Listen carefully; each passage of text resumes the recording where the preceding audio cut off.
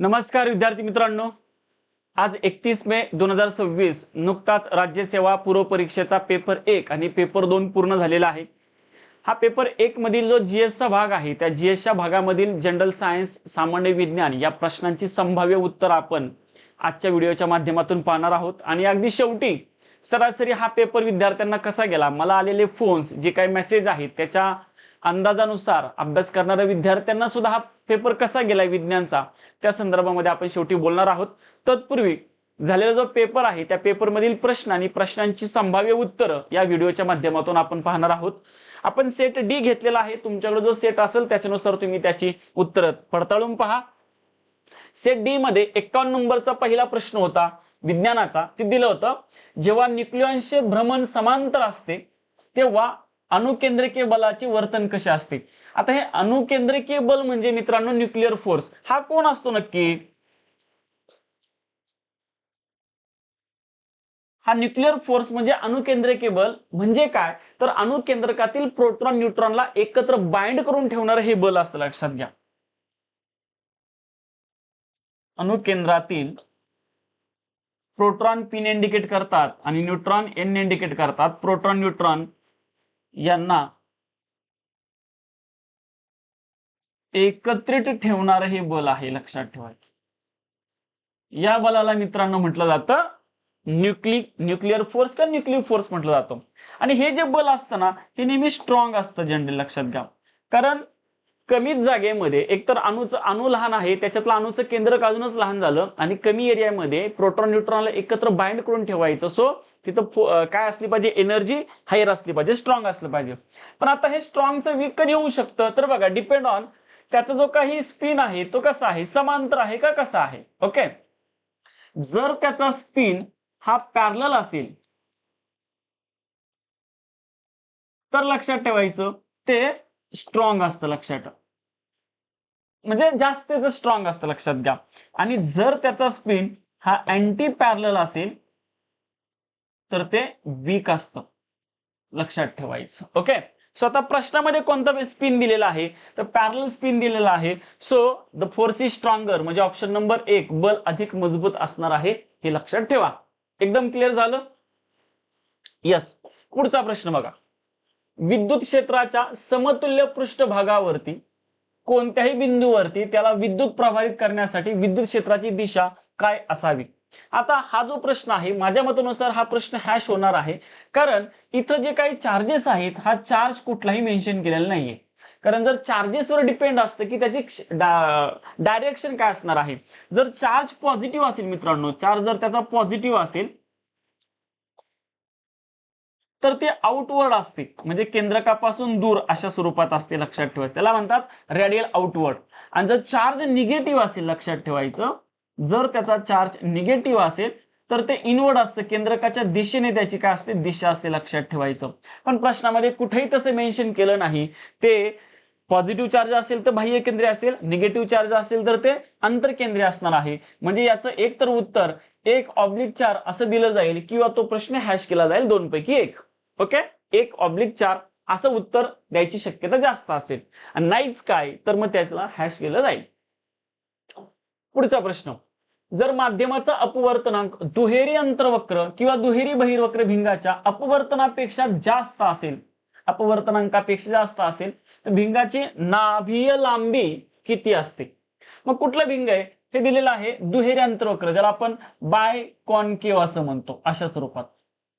आणि हे दिलेलं आहे बाय कॉन्व्हेक्स, मग ही त्याची फोकल लेंथ असते असं दिलेलं आहे। ओके, मग काय याची कंडिशन काय बघा, याच्या आधी याच्यावरती एक फिजिक्स प्रॉब्लेम आला होता, आता आपण बघूयात। जर आरआय रिफ्रॅक्टिव्ह इंडेक्स कसा असला, इथं जास्त असेल, मग इथं दोन कंडिशन असतात, मीडियमचा रिफ्रॅक्टिव्ह इंडेक्स हा जास्त असेल कंपेअर टू काय, लेन्स, कशापेक्षा, लेन्स पेक्षा, तर लक्षात ठेवायचं तर त्याची जी लेंथ असते, लेंथ ही निगेटिव्ह असते, लेंथ कशी आहे, निगेटिव्ह असते। आणि जर मीडियम आहे, मीडियम पेक्षा जी लेन्स असते त्या लेन्सचा आरआय जर जास्त असेल तर जी लेंथ आहे ती पॉझिटिव्ह असते, लक्षात ठेवायची। ओके, बस एवढंच लक्ष ठेवा. व्हॉट इज आर आय? आर आय म्हणजे रिफ्रॅक्टिव्ह इंडेक्स. म्हणजे आपण जे काही डायमंड किंवा जे काही राशीचे खडे असतात ते किती शुद्ध आहेत, हवा किती शुद्ध आहे, पाणी किती शुद्ध आहे, हे शोधण्यासाठी जो फेनॉमेना वापरतो आपण त्याला आर आय म्हणतात, रिफ्रॅक्टिव्ह इंडेक्स म्हटलं जातं. प्रकाशाचा पहिल्या माध्यमातील वेग भागिले प्रकाशाचा दुसऱ्या माध्यमातील वेग याचा जो काही रेशो आहे त्याला आर आय रिफ्रॅक्टिव्ह इंडेक्स असं म्हटलं जातं. सो 53 चा आन्सर असणार आहे ऑप्शन नंबर 4 निगेटिव्ह असणार आहे. नेक्स्ट, राशी दिलेल्या आहेत भाग 1 मध्ये आणि भाग 2 मध्ये त्याचे युनिट एकक दिलेले आहेत. आता हे काही प्रश्न कोणाला जमला नसणार आहे, पण त्यातले त्यात ज्यांना जमला असेल त्यांनी सांगितले बघा. इथे एम म्हणजे मास घेतलेला आहे, एल म्हणजे लांबी घेतलेला आहे, टी म्हणजे वेळ घेतलेला आहे. बरोबर आहे.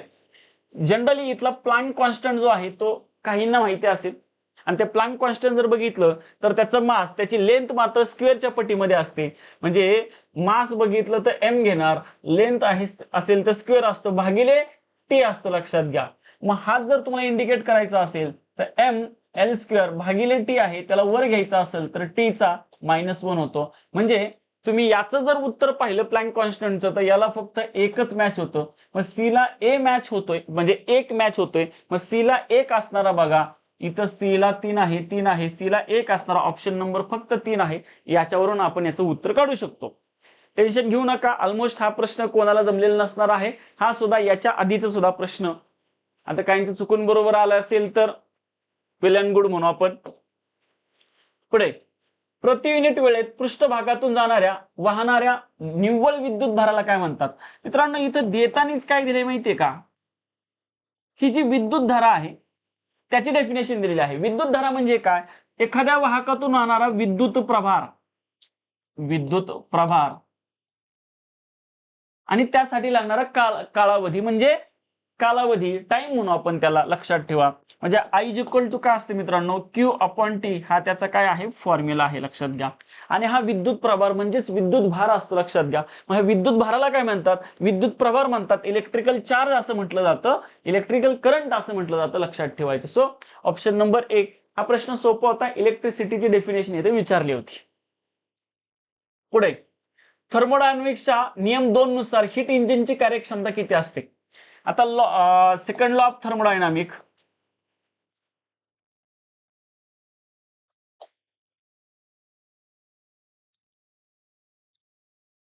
Okay, entropy of a system, okay, entropy of a system depend on काय म्हणले बघा. आता त्याच्यानुसार सांगितलं की हीट इंजिनची कार्यक्षमता किती असते. It changes over a time. जसं टाइम वाढत जाणार आहे तस तसं त्याची इफिशियन्सी, कार्यक्षमता काय होत जाणार आहे, कमी कमी कमी होत जाणार आहे. मग समजा जे इंजिन आहे त्या इंजिनची कार्यक्षमता आपण 100% पकडली, म्हणजेच किती आली 1.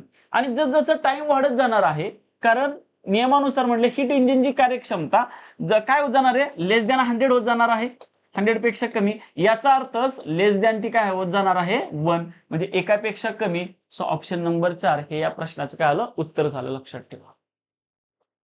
पुढचा प्रश्न बघा, 57, जम्पिंग जीन्स बद्दल योग्य विधाने ओळखा. हे जीन्स आहेत जे त्यांची जागा बदलू शकतात. एक्झॅक्टली बरोबर आहेत. हे जीन्स आहेत, जसं डीएनएचा छोटासा भाग ज्याला फ्रॅगमेंटेशन ऑफ डीएनए ज्याला आपण जीन म्हणतो, हे जीन्स आहेत. हे काय करतात, म्हणजे क्रोमोझोम जे असतात हे स्वतःची काय करतात, जागा बदलतात आणि ते जागा बदलत असताना जंप करतात, म्हणून त्याला नाव काय पडले, jumping genes. So statement correct आहे. पुढे, यांना ट्रान्सपोसन्स असं म्हटलं जातं, बरोबर आहे. ट्रान्सचा अर्थच बदल. हे काय करतात, जागा बदल करतात, म्हणून त्यांना दुसऱ्या भाषेमध्ये काय म्हटले गेले, ट्रान्सपोसन्स म्हटलं गेले. म्हणजे हे सुद्धा विधान बरोबर आहे. हे कोणी शोधलं तर बार्बरा मॅकक्लिंटन यांनी शोधलं. पण हे जे इथं साल दिलेलं आहे ते 1965 दिलेलं आहे, ते मित्रांनो 1944 आहे. सो ओव्हरऑल हे विधान आपल्याला चुकीचं पकडावं लागेल. मग ए आणि बी बरोबर असणारा पर्याय क्रमांक 1 हे त्याचं उत्तर. पुढे, खालीलपैकी कोणत्या जीवांच्या पडद्यामध्ये असंतृप्त फॉस्फोलिपिडचे प्रमाण सर्वाधिक असेल याचा अंदाज लावा. आता इथे दिलेलं आहे, खालीलपैकी कोणत्या जीवांच्या पडद्यामध्ये असंतृप्त म्हणजे मित्रांनो अनसॅच्युरेटेड फॅटी ऍसिड्स किंवा त्याच्यातलं अनसॅच्युरेटेड फॉस्फोलिपिड्स, ओके, ज्यामध्ये पुढे हे जे काही बॉडीला आपल्या अनसॅच्युरेटेड फॅटी ऍसिड्स गरजेचे असतात, बरोबर आहे.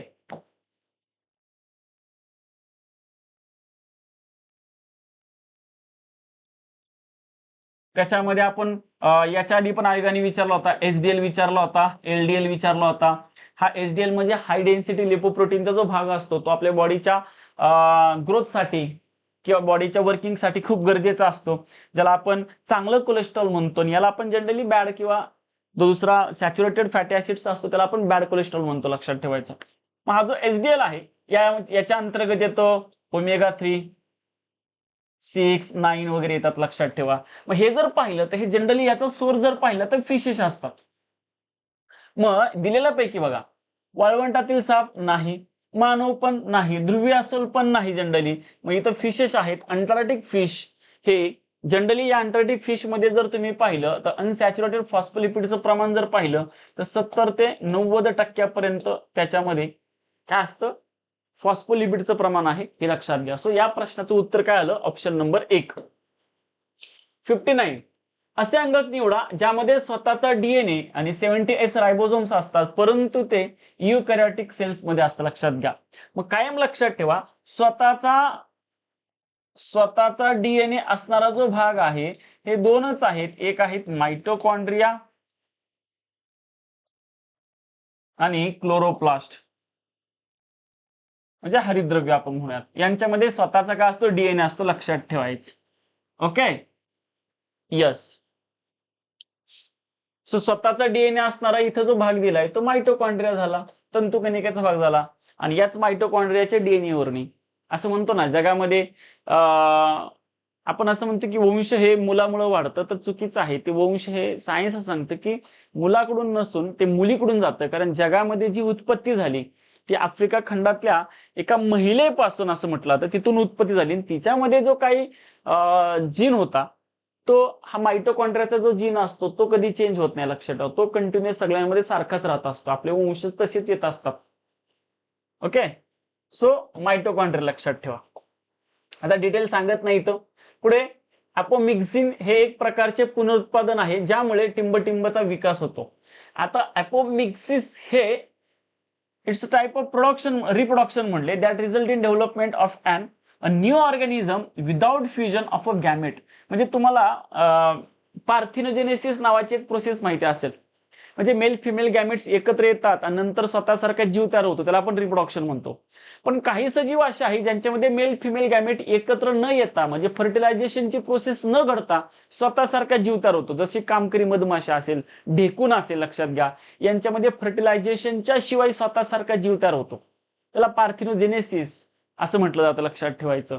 आणि मग इथं ते म्हटले बघा, न्यू ऑर्गॅनिझम म्हणजे नवीन सजीव तर निर्माण होतो पण without fusion of gametes, male female gametes एकत्र न येता स्वतःसारखा जीव तयार होतो, अशा प्रकारचे रिप्रोडक्शन आहे, त्याला अपोमिक्सिस असं म्हटलं जातं किंवा त्याला पार्थिनोजेनेसिस पण म्हटलं जातं.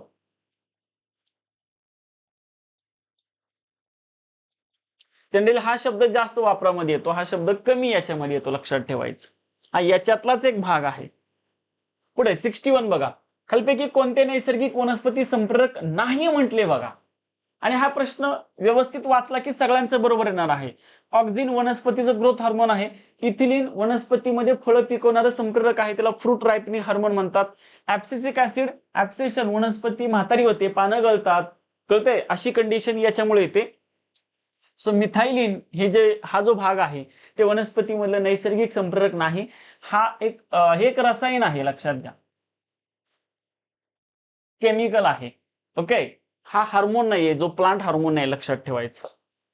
पुढे मार्शिपियस व प्लासेंटल मॅमल्स हे उत्क्रांतीचे कोणते उदाहरण आहे, लक्षात ठेवायचं. आता इथं काय झालेलं आहे, तुम्ही जर मॅमिलियन्स पाहिले, या मॅमिलियनचं क्लासिफिकेशन 3 गटामध्ये केलं जातं.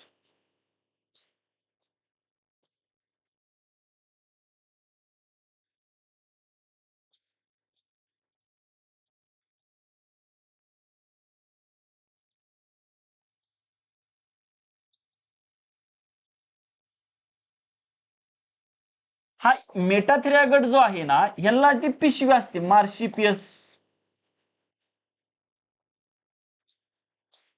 जसे की कांगारू बघा. ओके, आता लक्षात घ्या, मानव या गटामध्ये येतो आणि कांगारू या गटामध्ये येतो. आपल्यामध्ये यांच्यामध्ये काय फरक आहे, तर युथेरिया गटातले जे काही सजीव असतात ना, हे मॅच्युअर वन्स म्हणजे परिपक्व पिलांना जन्म देतात. एकदा का त्यांचा जन्म झाला की त्यांची फक्त वाढ होते, विकास होते, पण ती परिपक्वता त्याला गर्भामध्ये असताना, आईच्याच गर्भामध्ये असताना येते. पण इथं तसं नाही. हे कांगारू सारखा जर तुम्ही प्राणी पाहिला तर या प्राण्याच्या शरीराच्या बाह्य भागावरती जी काही पिशवी असते, या पिशवीमध्ये सुद्धा या प्राण्याला परिपक्वता येत असते, लक्षात ठेवायचं. म्हणजे हे अपरिपक्व पिलांना जन्म देऊन शरीराच्या बाहेर त्या पिशवीमध्ये परिपक्वता आणतात, ज्या आपल्यामध्ये पॉसिबल नाही, लक्षात घ्या. मग इथं जे दिसतात तुम्हाला हे जे प्राणी आहेत यांनाही सस्तनी प्राणी म्हटलं जातं. पण हे सस्तनी प्राणी अंडी घालून पिलांना जन्म पण देतात आणि डायरेक्ट पिलांना जन्म पण देत असतात. मग याच्यामध्ये काय म्हणलं का, मार्सिपियल्स आणि प्लासेंटल. मग आपल्यामध्ये जो असतो ना, आई आणि बाळ याला जो जोडतात तो प्लासेंटा, नळ म्हणतो आपण त्याला, प्लासेंटा असतो, लक्षात घ्या, हा प्लासेंटा. ओके, आणि यांना जी असते ती पिशवी, ती कोणती आहे, मार्सिपियल्स. मग यांच्यामध्ये काय विचारले की इव्होल्युशन जे झालं हे कोणत्या प्रकारचं उत्क्रांतीचं घटक आहे, तर हा कॉन्व्हर्जंट इव्होल्युशन, अभिसरण क्रांती त्याला म्हटलं जातं. सो ऑप्शन नंबर 2 हे याचं उदाहरण आहे, लक्षात ठेवायचं. ओके, उत्तर ऑप्शन नंबर 2 आहे. 63, पॉलीपेप्टाइड हार्मोन्स कॅल्सिटोनिन ग्रंथीच्या पॅराफोलिक्युलर पेशींद्वारे तयार केला जातो. आता लक्षात घ्या, कॅल्सिटोनिन नावाचा जो हार्मोन आहे हा मित्रांनो आपल्याला थायरॉइड ग्लॅंड पासून मिळतो, कळतंय. आणि हा काय करतो, कॅल्शियमवरती कॅल्शियमचं नियंत्रण करत असतो. रक्तातील कॅल्शियमचं प्रमाण कमी करतो, नियंत्रित करण्याचं काम हा कॅल्सिटोनिन नावाचा घटक करत असतो, जे सिक्रेट करण्याचं काम थायरॉइड नावाची ग्रंथी करत असते, जे आपल्या श्वासनलिकेच्या तुंडावरती बटरफ्लाय सारखी शेप असणारी ग्रंथी आहे. So option number 3. ओके, या पेशींना, या फॉलिक्युलर सेलला सी सेल पण म्हटलं जातं, लक्षात ठेवायचं, सी सेल पण म्हटलं जातं. 64, HIV. कित्येक वेळा सांगितलं असतं, हा HIV नावाचा जो काही व्हायरस आहे तो आपल्या रक्तातल्या ज्या WBC आहे त्या WBC मध्ये स्पेसिफिक T4 लिम्फोसाइट नावाच्या पेशी आहेत, यांना मारतो. आणि यांना मारल्यामुळं त्या बॉडीची, शरीरातली इम्युनिटी आहे त्या व्यक्तीची, ही इम्युनिटी कमी होते आणि त्या रोगाला काय म्हटलं जातं, एड्स. एड्सचा अर्थच आहे ॲक्वायर्ड इम्युनो डिफिशियन्सी सिंड्रोम, असा आजार ज्यामध्ये व्यक्तीची रोगाची रोगप्रतिकारक क्षमता काय होत असते, कमी होत असते. सो तुम्ही HIV हेल्पर टी लिम्फोसाइट्स मध्ये वेगाने वाढतो आणि पेशींचे मोठ्या संख्येने काय करतो, नुकसान करतो, ज्यामुळे बॉडीची रेजिस्टन्स पॉवर कमी होते. सो ऑप्शन नंबर 3 हाही प्रश्न सगळ्यांना ऑलमोस्ट जमला असेल. 65 बघा, खालीलपैकी कोणता घटक साध्या लिगँड्स बरोबर, उदाहरणार्थ हॅलाइड्स सोबत समन्वयक संयुग म्हणजे कोऑर्डिनेटिंग बॉन्ड तयार करतो. हॅलाइड्स म्हणजे कोण, क्लोरीन, ब्रोमीन, आयोडीन, फ्लोरीन, ह्याला हॅलोजन एलिमेंट्स म्हणतात, त्यांच्यापासून हॅलाइड फॉर्मेशन होत असतं. ओके, मग याच्यातला जर तुम्ही पाहिलं तर बेरिलियम आहे. कोण आहे, बेरिलियम आहे, लक्षात ठेवायचं. जो beryllium chlorine, bromine, iodine, halide सोबत काय करतो, समन्वय साधून संयुग तयार करतो. याच्या मागचं कारण काय, बेरिलियम जर तुम्ही पाहिला तर त्याचा ॲटॉमिक नंबर आहे 4, hydrogen, helium, lithium, beryllium. First orbit मध्ये 2, दुसऱ्या ऑर्बिट मध्ये किती असतं, 2 असतात. मग याला ऑक्टेट पूर्ण करायचं नसतं, सॉरी, याला ड्युएट पूर्ण करायचं नसतं. मग याला ऑक्टेट पूर्ण करण्यासाठी याला कशाची गरज आहे, तर इतर अजून जे काय आहेत, लाईक काय म्हणू आपण, जसं की हॅलाइड्स आहेत, यांच्याबरोबर तो कोऑर्डिनेशन करतो आणि कोऑर्डिनेशन करून काय करतो, स्वतःचं कंपाऊंड तयार करतो. कारण जर त्यांनी कोऑर्डिनेशन नाही केलं तर त्याचं ते कंपाऊंड फॉर्मेशन होत नाही, लक्षात ठेवायचं, बरोबर. कारण याच्या बाबतीमध्ये काय झालंय, बेरिलियमच्या बाबतीमध्ये जनरली तुम्ही हा जर बेरिलियम पाहिला तर ॲटॉमिक नंबर 2 आहे, लास्ट ऑर्बिट मध्ये 2 असल्यामुळं त्यांचं अष्टक पण पूर्ण होत नाहीये, बरोबर. कारण त्यांना ऑक्टेट पूर्ण करायला 6 इलेक्ट्रॉन घ्यायची गरज आहे आणि 6 इलेक्ट्रॉन कोण त्यांना देणार नाही. सो त्यांना समन्वय साधावा लागतो, कोणाशी, क्लोरीन, ब्रोमीन, आयोडीन आणि कोण, फ्लोरीन. हे हायली इलेक्ट्रोनिगेटिव्ह आहेत, यांच्याबरोबर कोऑर्डिनेशन करून ते काय करतात, बॉन्ड फॉर्मेशन करतात. सो ऑप्शन नंबर 1 ह्याचं उत्तर आहे, लक्षात ठेवा. नेक्स्ट, एकमेकांमध्ये न मिसळणाऱ्या 2 द्रवापैकी एका द्रवाचे दुसऱ्या द्रवामध्ये केलेल्या कोलाइडचं प्रसारणास काय म्हणतात. मुळात हा जो चॅप्टर आहे matter and state of matter मध्ये कोलाइड नावाचा भाग आपण शिकलो होतो. त्या कोलाइड मध्ये सांगितलं होतं 2 टाईपचं असतात, म्हणजे मिश्रण दोन टाईपचे आहेत, होमोजिनियस आणि हेट्रोजिनियस. हा जो प्रकार आहे कोलाइडचा, हा जो प्रकार मित्रांनो दिसतो तो दिसतो आपल्याला हेट्रोजिनियस. बरोबर, हेट्रोजिनियस म्हटलं जातं त्याला. मग याच्यामध्ये एक्झाम्पल आपण काय बघितले होते, ब्लड बघितलं होतं, मिल्क, स्मोक. जसं की मी ब्लड मध्ये तुम्हाला सांगितलं होतं आपल्या रक्तामध्ये आरबीसी आहेत, आपल्या रक्तामध्ये डब्ल्यूबीसी आहेत, प्लेटलेट आहेत. हे सगळे घटक वेगवेगळे आहेत, पण रक्त समोर धरलं तर ते तीन वेगळे दिसत नाहीत, वेगळे आहेत आणि वेगळं दिसत नाहीत, त्याला तर कोलाइड म्हणतात. मग असं काय होतं, ते कोलाइडचे पार्टिकल्स असतात ना, ते इतके लहान असतात की जे आपल्या उघड्या डोळ्यांना वेगळे दिसतील यापेक्षा आकाराने लहान असतात. यांची साईज जर पाहिली तर ते मायक्रोमीटर ते नॅनोमीटर, म्हणजे हे मायक्रोस्कोपच्या खाली दिसतात किंवा त्याच्याही पेक्षा अजून आकाराने लहान असतात, लक्षात घ्या. म्हणून आपल्या उघड्या डोळ्यांना ते दिसत नाहीत, पण ते वेगळे असतात. अशा प्रकारचे असतात कोलाइड्स. मग इथं काय म्हणले बघा, colloidal dispersion of one liquid in अनादर इमिसिबल म्हटले. आता हे तर काय झालेले आहेत, एकमेकांमध्ये मिक्स झालेले आहेत, बरोबर. मग मुळात लक्षात घ्या, इथं दोन घटक असतात, एक सस्पेन्शन असतं, हा जो प्रकार असतो हा मिसिबलचा असतो. कळतंय का? जसं की हा सुद्धा बायफेजिक लिक्विडोसिस फॉर्म असतो. सस्पेन्शन मध्ये तुम्हाला सांगतो बघा, लहान मुलांना एक औषधाची पावडर मिळते आणि त्या पावडर सोबत एक पाण्याची बॉटल मिळते. ते त्याच्यात टाकलं की ते मिक्स झालं की ती पावडर त्या पाण्यामध्ये मिक्स होते. पण परत सकाळी औषध दिलं तर संध्याकाळी जर ते आपण बॉटल बघितली, सगळी पावडर तळाला बसलेली असते आणि पाणी वर राहिल्यासारखं दिसतं आपल्याला. तो जो प्रकार आहे तो असतो सस्पेन्शनचा. कळतंय? आणि हे एकमेकांमध्ये असं स्टर केलं की मिक्स झाल्यासारखं दिसतं. पण हा जो कोलाइडचा आहे हा हेट्रोजिनियसचा प्रकार आहे. सो हा जो येतो तो येतो मित्रांनो इमल्शन. कारण इथं काय दिलं, इमिसिबल. सो इमल्शन हे काय झालं, त्याचं उत्तर झालं, लक्षात घ्या. ओके, नेक्स्ट 67 बघा. खालपैकी कोणत्या मूलद्रव्याची विद्युत ऋणता इलेक्ट्रोनिगेटिव्हिटी सर्वात जास्त आहे? सगळ्यात पहिले इलेक्ट्रोनिगेटिव्हिटी म्हणजे काय?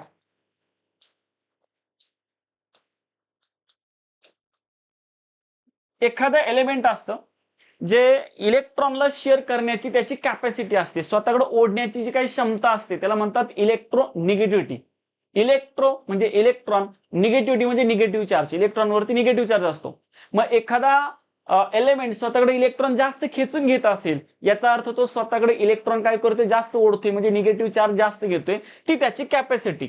मग ती जर पाहिली तर सर्वात जास्त इलेक्ट्रोनिगेटिव्ह कॅपॅसिटी आहे मित्रांनो फ्लोरीनची. ती नियर अबाउट 3.98, म्हणजे ऑलमोस्ट 4 इतकी असते, लक्षात घ्या. 2 नंबरला येतो ऑक्सिजन.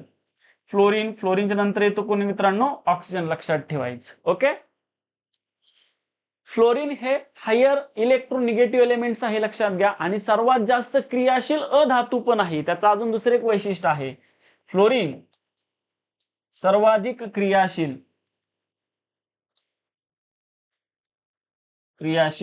अधातू, नॉन मेटल आहे, हायली रिएक्टिव्ह नॉन मेटल आहे फ्लोरीन. त्याच्या मागचं एक रिझन आहे हायर इलेक्ट्रोनिगेटिव्हिटी त्याची असणारी कॅपॅसिटी, लक्षात ठेवा.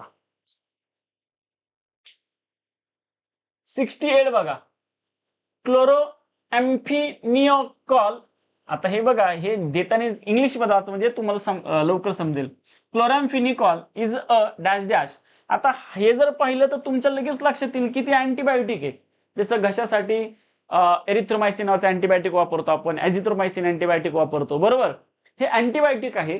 आणि हे अँटीबायोटिक जे आहे ना, हे ग्रॅम निगेटिव्ह आणि ग्रॅम पॉझिटिव्ह दोन्ही प्रकारच्या बॅक्टेरियाला ग्रोथ काय म्हणू आपण, किल करण्यासाठी किंवा त्यांची ग्रोथ थांबवण्यासाठी वापरलं जातं. म्हणजे हे जे आहे ते ब्रॉड अशा स्वरूपात वापरलं जातं, म्हणून याला ब्रॉड स्पेक्ट्रम अँटीबायोटिक असं म्हटलं जातं, लक्षात घ्या. सो ऑप्शन नंबर म्हणजे बी, आणि बी बरोबर असणारा ऑप्शन नंबर काय, 2च आहे, ब्रॉड स्पेक्ट्रम.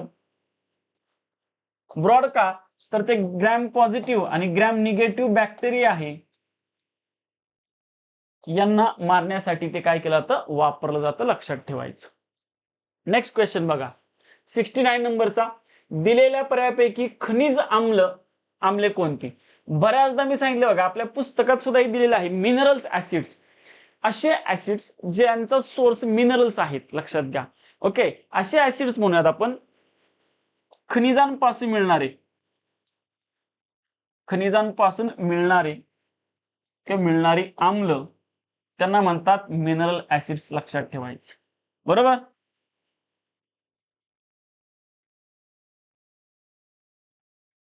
आणि हे जे असतात यांचं सहनती म्हणूयात, कॉन्सन्ट्रेशन म्हणा, अधिक असतं, हायर असतं, लक्षात ठेवायचं. हायर कॉन्सन्ट्रेशन मग याच्यामध्ये कोण येतं? HCl आहे, H2SO4 आहे, नायट्रिक ऍसिड आहे, हायपोफॉस्फरिक ऍसिड H3PO4. ओके, मग याच्यातलं काय काय दिले बघा. ऑक्झॅलिक ऍसिड आहे का? नाही. सल्फ्युरिक आहे का? आहे. नायट्रिक आहे का? आहे. हायड्रोक्लोरिक आहे का? आहे. BCD ऑप्शन नंबर 2 हे त्याचं उत्तर झालं. Okay, yes. नेक्स्ट क्वेश्चन बघा, शेवटचा क्वेश्चन आहे. कोणत्याही ॲलोट्रॉपिक स्वरूपातील सर्व मूलद्रव्यांची ऑक्सिडेशन स्थिती काय असते? सगळ्यात पहिल्यांदा ॲलोट्रॉप म्हणजे मित्रांनो अपरूपे, आणि ही अपरूपे जी असतात ना ती नेहमी शुद्ध स्वरूपात असतात, प्युअर फॉर्म मध्ये असतात, शुद्ध स्वरूपात. आणि कुठल्याही शुद्ध स्वरूपातील प्युअर सबस्टन्सचा ऑक्सिडेशन नंबर 0 असतो. आणि शुद्ध स्वरूप असल्यामुळं शुद्ध स्वरूपातील घटकांचा ऑक्सिडेशन नंबर कसा असतो? 0 असतो, लक्षात ठेवायचं. सो जे काही त्यांच्या ऑक्सिडेशनची स्थिती असणार आहे ती 0 असणार आहे. ऑप्शन नंबर 3 हे त्याचं राईट आन्सर असणार आहे. बरोबर. एकंदरीत 20 प्रश्न जर तुम्ही पाहिले तर या 20 प्रश्नांपैकी आपलं जे काही जनरल सायन्सचं पुस्तक आहे या पुस्तकातून तुम्हाला डायरेक्ट 10 क्वेश्चन दिसतील. ओके, किंवा असं म्हणसाल 20 पैकी 10 क्वेश्चन्स, तर हो, हा पेपर डिफिकल्ट असा आहे विज्ञानच्या बाबतीमध्ये.